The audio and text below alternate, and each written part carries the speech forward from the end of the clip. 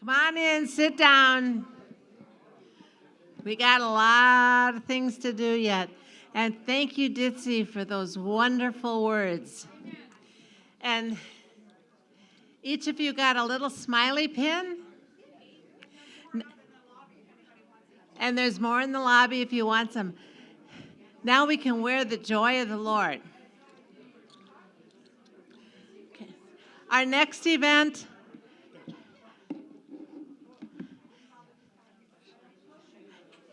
Shh. Thank you. We have a special event. Membership Committee has been working all year on this, and I'd like to introduce Dr. Len Sperry, our president-elect, to explain it to you. Thank you, Chris. Thank you. So I'm not so sure this is an event because it's different than anything else so far. And you're going to have to decide how special it is. But 50 years, how many organizations? Microphone. How many organizations have made it that far? I'm talking about in the corporate world, in the nonprofit world, in the faith-based world. What percentage? What would you say? How many make it to 50 years? 20%? 30%? 5?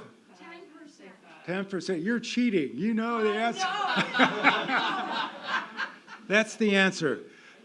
If an organization makes it past its birth, so 18 to 24 months, if it gets that far, and most don't because about 85% fail even in the first year, but if it makes it to 2 years, it could make it to 50 if they do a couple of things.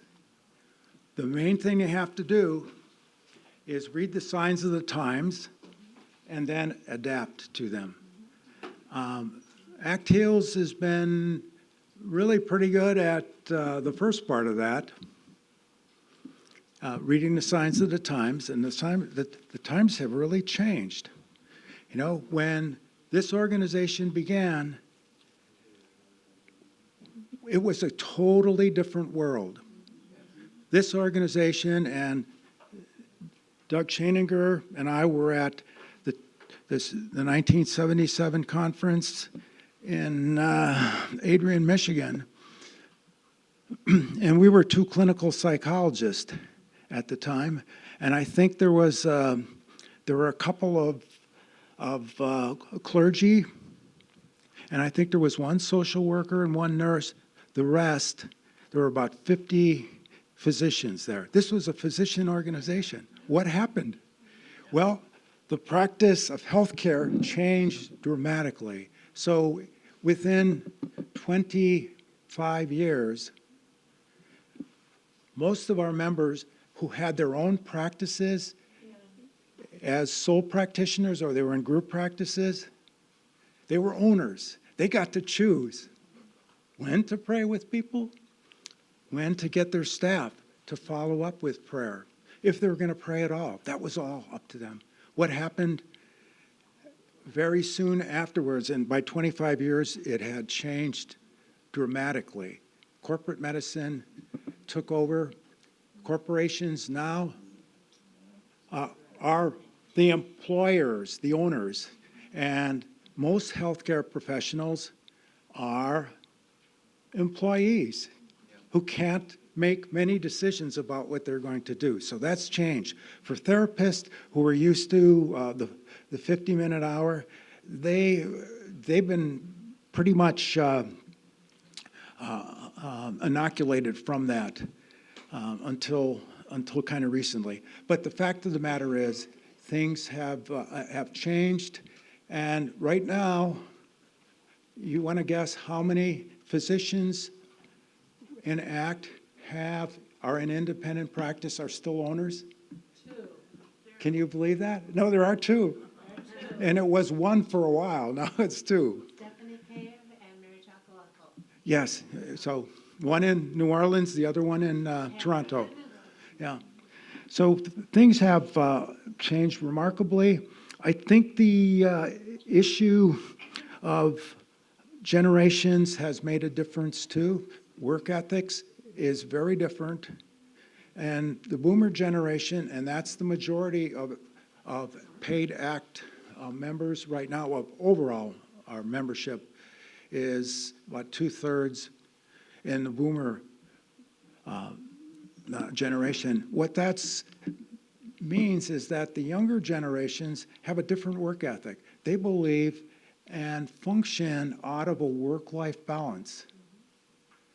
And that means, hey, it's more important that we spend time with our families. It spends more time with just renewing ourselves. So their idea about what it means to go to conferences, what it means to expect from professional organizations, especially membership organizations, is really quite different. This last year, the board has worked rather deliberately and dramatically to do what we would call a self-study. This is part of the strategic planning process.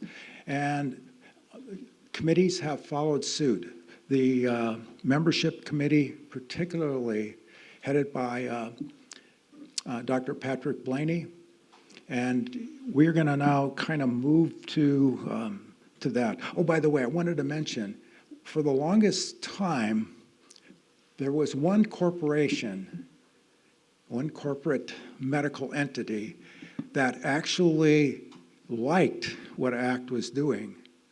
That was Kaiser Permanente in particularly the San Diego branch. We had at the high point 12 physicians. We also had the physician who, hear this, Father Paul, he was the one that invited 11 other members of the Kaiser Permanente Foundation, that large medical practice, to join ACT.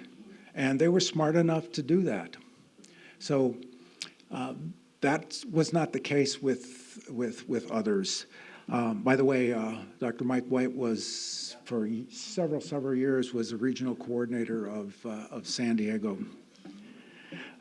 So what we'd like to do is invite you to do what 20 of members and past leaders have done. They have given a commentary, their experience in ACT.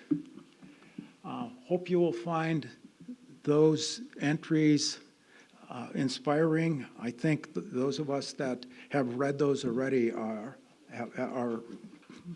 just been blessed by them. Yes. So we are going to ask you to give us input.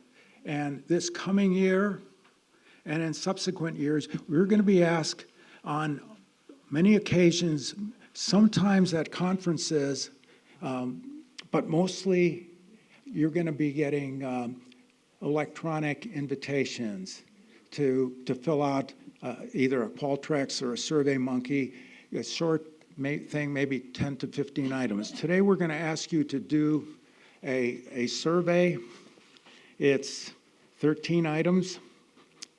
And what we'd like you to do is take a pen, and if you don't have one right now, we'll pass some out. Fill this out, and right while we're here, we'd like you to also do one other thing. One of the things that the membership committee, and you can blame this guy over here, because he thinks it's a really good idea that we recognize how important you are. And if we can do that on a special day in your life, we'd like to do that. So we'd like to be able to send you electronic message on your birthday. We don't need your birth year, but if we could get your date, like mine is 12/1, December 1st, and I'm expecting that Patrick is going to send me a nice note saying that I'm the best member in ACT that he's ever known. Are you going to do that? Okay, all right. So we're going to start passing these things out, and when you fill them out, just, we'll come by and pick them out again.